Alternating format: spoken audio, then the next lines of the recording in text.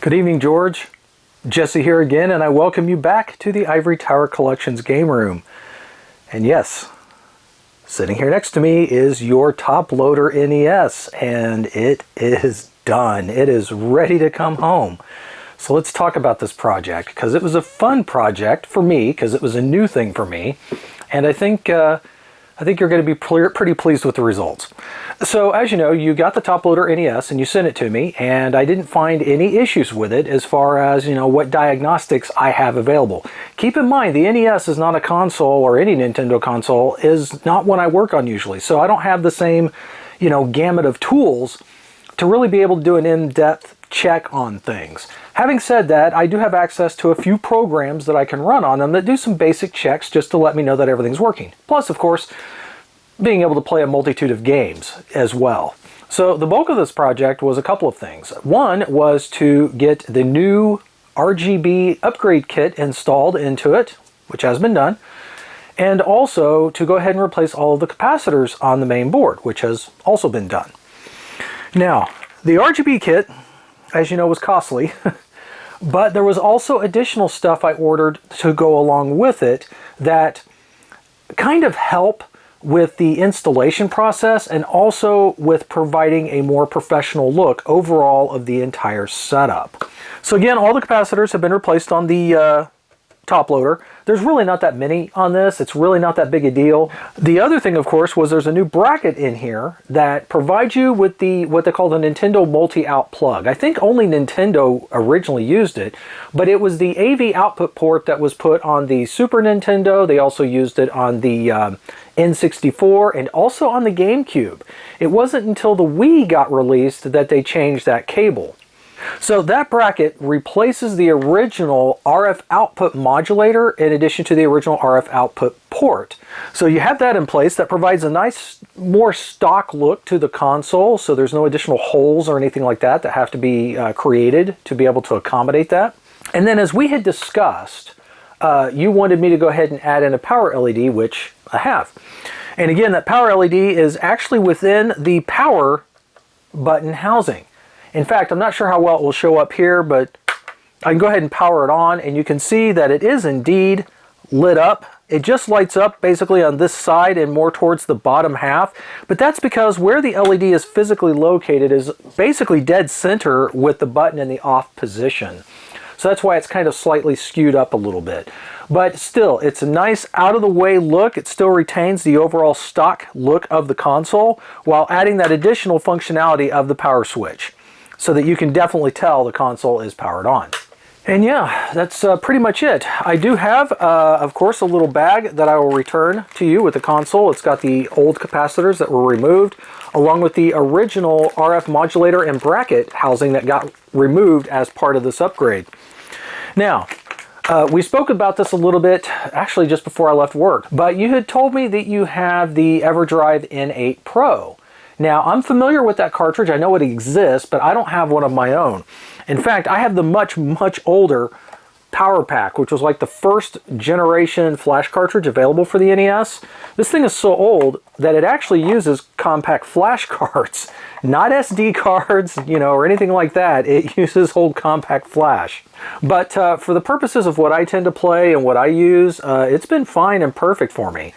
But the reason why I was concerned about you having the EverDrive N8 is because there's one more upgrade that I have installed into your top loader, and that is that I have added the expansion audio. So I'm not sure if you're familiar with that or not, but quite a few of the Japanese only released games, as well as some of the Famicom disc games, had the ability to utilize an audio input channel that was built into the Japanese consoles. So what they would do is they would add additional audio chips on the cartridge itself, and then it would output audio into that audio input pin through the cartridge port and be heard through the Nintendo as a whole. Well, all of the US-made consoles do not include this capability, but it can be added, sort of. The expansion audio was never fully designed or designed to be used on the NTSC systems, or at least on the US released systems. So it kind of has to be bodged in on both the front loader and the top loader like this. Because of that, some flash cartridges, including my power pack. I had to install a bodge wire that jumpers across 2 of the pins on my power pack in order for the expansion audio to work. The reason is because on the original front loader, there are actually more cartridge pins that have been installed on the front loader US release. And as such, it was designated to use pin 54 on the front loader to inject the expanded audio into the system. Well, when Nintendo released the top loader, they actually didn't even include or install like the center set of pins in the cartridge port. So pin 54 is not available. So instead, they use another unused pin, which is pin 51. But in order to make all of that work, I actually had to, like I said, install a jumper wire in my power pack before the expanded audio would work. But from what I have read, it looks like the N8 Pro might already have that in place. But if not, then it might require a jumper wire to also have to be installed in your N8 Pro. I know the original N8 also requires a jumper wire. So again, I had no way of knowing that you had the N8 or the N8 Pro. If I did, I would have asked you to send it, but I wouldn't have stated why, because the expanded audio is my little secret and treat for you. I'm not going to charge you for the expanded audio, and there's a reason for that. Again, I wasn't sure if you'd be able to use it fully. I wasn't sure I could get it to work right, because I've tried messing with this in the past with my own console and not had much luck. And third, I wasn't too pleased with how much the little board cost. Not that it's of any concern really, but let's just say that to buy the expansion audio board pre-done, ready to go to just drop in, solder, and go, costs 3 times more than what it would cost me to actually have the little boards made up and do it myself. I wasn't going to charge you for it anyway. I'm still not going to, and but hopefully you enjoy that. And of course, I'll play, like, you know, I'll use one game as an example. It's the one game everybody uses to demonstrate how that works and how that sounds. I do want to mention one other thing before we get into the discussion of and showing you the console, and that is that part of the reason why I like the new RGB kits, I'm not sure if you're aware of this, but there are 3 different palettes that you can scroll through for different color variations. So the default palette, I think, is the one that, well, it's the one I would use because it's the one that most resembles what we're used to seeing on an actual Nintendo console. But there's also 2 other palettes. I believe one is supposed to replicate the arcade palette that came up on the PlayChoice 10 cabinets, because those were RGB as well. They had a slightly different color palette on their games, and I'm not sure what the third one is. But you have the ability to change those palettes from the controller. And no, it doesn't require a modified controller. I just had to do some additional wiring inside the console that allows the controller to, certain button combinations will allow you to switch between the palettes if you want to. I'm going to describe them as best as I can remember really quickly. I'm going to have a hard time kind of showing them to you because, as it turns out, the power pack uses the same button combinations to do this. So the power pack ends up interfering with me trying to change palettes by using it. So anyway, here's how you change the palettes. On the console, whenever you've got a game in play, all you have to do is hold down start and pause, and then you just use the left and right direction keys with those buttons pushed to change the palettes on the fly. And again, there are a total of 3 palettes. If you hold the start and reset and you kind of hold the left button down for a certain amount of time, what that will do is actually shut off the RGB board and you'll just hear audio. Now the reason for that is because the RGB board can be used in the front loader, and in the front loader I believe it's still possible to use the RF modulator, but in order to use the RF modulator you have to shut off the RGB board so that it acts as a pass-through device. That's not really an option on the top loader, so if you ever should accidentally do that and you suddenly lose picture and you only have audio, all you have to do is just hold the start pause and then hold down the left or right button again until your picture comes back, because that will turn the RGB board back on again. You can also remotely reset your game with this in place. The way that that's done is by holding down again, start, pause, but also holding down A and B. And when you let go of the buttons, the console will then reboot itself, or it will reset the current game. So yeah, just a couple little extra features that have been added with this new RGB board setup, which is pretty slick. Everything I'm going to show you is just going to be the RGB output at this point, and that's predominantly what you're going to be using anyway. But I have tested at least the composite. I also have a set of the S-Video cables around here somewhere, but honestly I'm not sure where they are. I haven't used them in many, many years. But the composite's working, I know the RGB's working, and so I don't have any reason to think that nothing else will work. So yeah, enough talk with that. Let's get on to the show. You know the deal. I'm going to get my camera, I'm going to point it at my OLED here behind me, and we're going to take a peek and check out some things on your heavily upgraded top-loader NES. We'll be right back. George, I have my camera pointed at my OLED here in the game room. I currently have my power pack installed into your top-loader NES. Your top-loader NES is connected through RGB SCART into my OSSC. So you should get basically similar results with the cable setup that I believe you're planning to use. And so with that, let's take a look. So I'm going to go ahead and power on the console. It'll take a second or two for the image to come up on my TV. There we go. I'm going to go ahead, and what I'm going to do first is I'm going to go into the real basic test. So when I execute this, the first thing it's going to do is check like the system RAM and what it calls the work RAM. So here we go.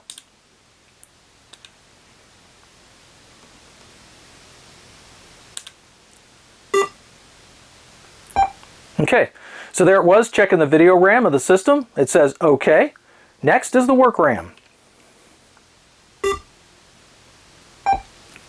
Again, no problems there. So that's really about all this test does. It just checks those two main components, but it does have some other tests here. So like for instance, here's the controller port test. So there's port 1, there's two of the A and B fire buttons, select and start. And if I move my cable to port 2, that's working just fine. There's the A button, B button, select and start. So again, no issues with the controller ports. They're working just great. And then I've got like this object video test. I think it's just checking to make sure this is like how the sprites would work on their tiling. So it's just to make sure that there aren't any sections of the screen or in the tile work that has any goofiness to it. So that's working just fine. And then it has a couple of some basic color tests. So it's going to start with this darker shade you see here, and then it'll get lighter as I push the button.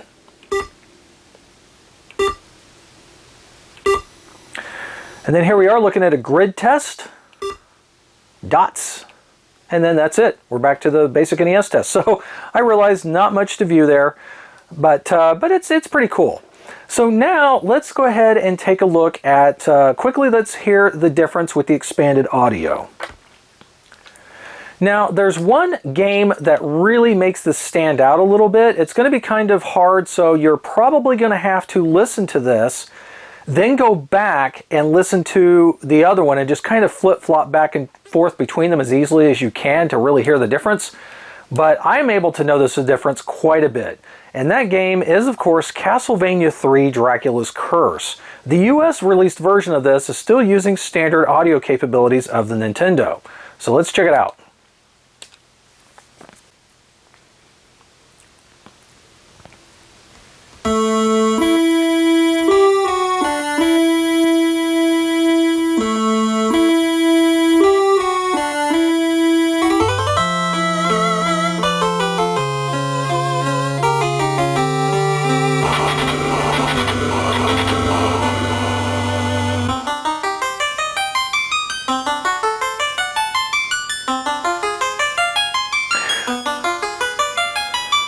By the way, I want to mention real quick, if you take a look at the top sometimes, you might see graphical issues that show up for a pixel or two. I've actually seen this on a lot of games, and what I've discovered is it's information that's in the overscan that we never saw on CRTs, but with the newer upgraded capabilities of the video, we can. Okay, let's start a game.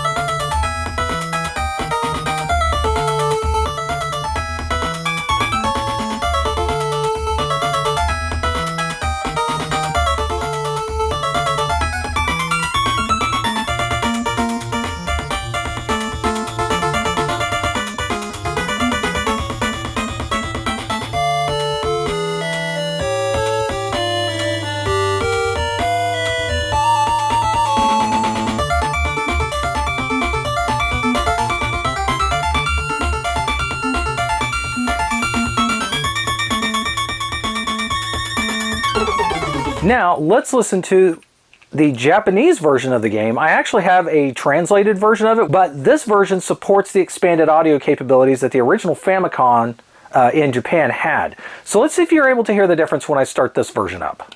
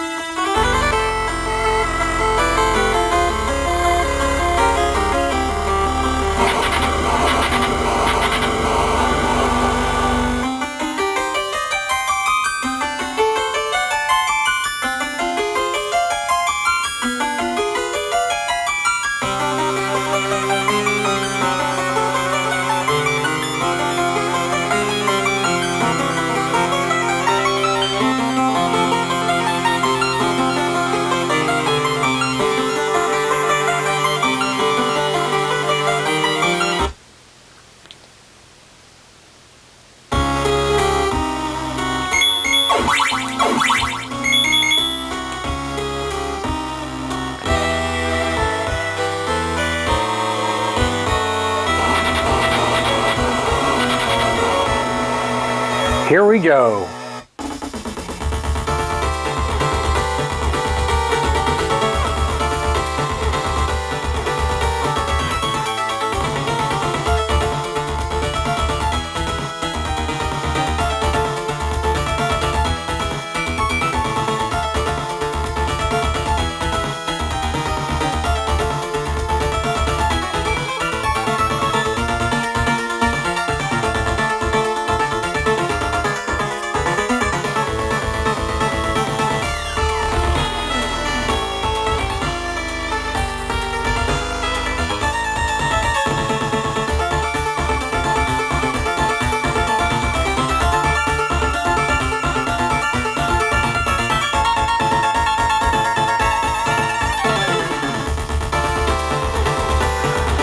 Amazing soundtrack.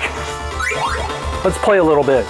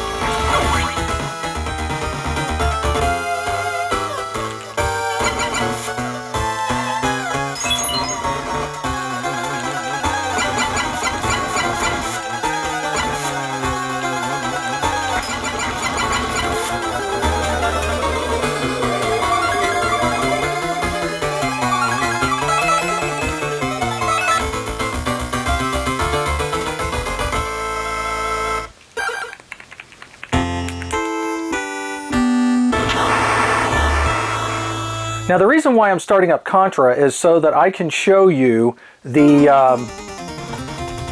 okay, I'm going to pause it. I'm going to show you how the palette changes work. So again, as I described earlier, if I hold down, select, and start, and then I push the right or left buttons, it changes the palette, but it's going to be kind of hard to see it.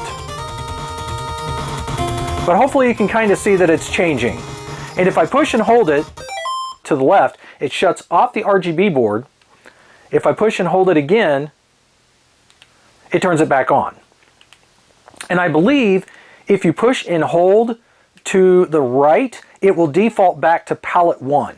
Also, as I said before, if I hold down the start, select, and hit A and B, and then let go, it resets the game. So those are some cool options you have with the controller itself. This happens to be probably one of my favorite games on the NES.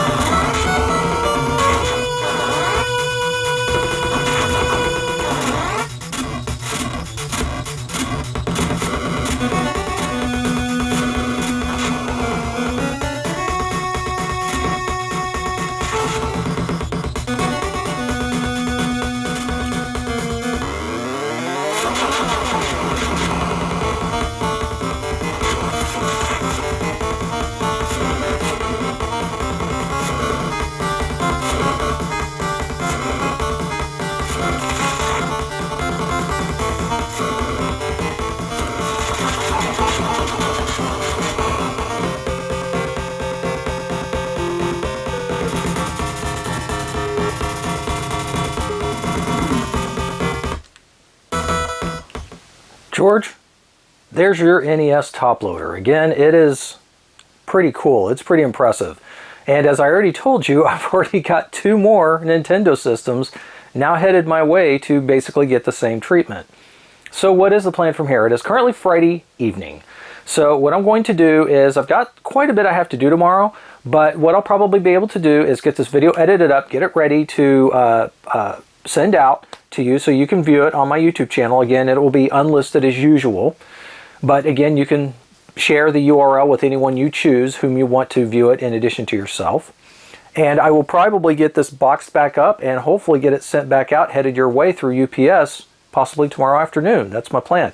So again, thank you, George, for taking a chance on letting me kind of experiment with this. Again, I haven't installed this kit before. I've installed a very similar setup.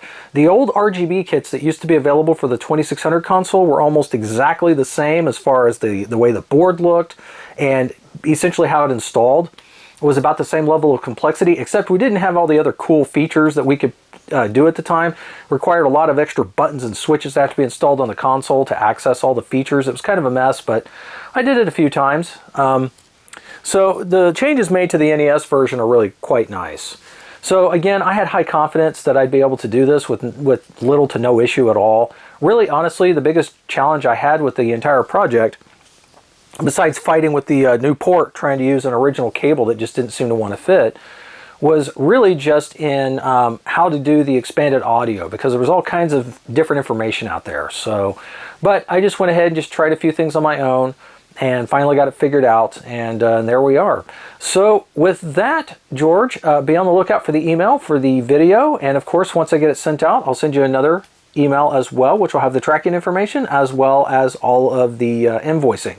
But with that, George, again, I thank you, and hopefully I'll catch you another time early next year when we're ready to tackle your links. So have a good upcoming holiday season, and I'll talk to you again soon. Thanks.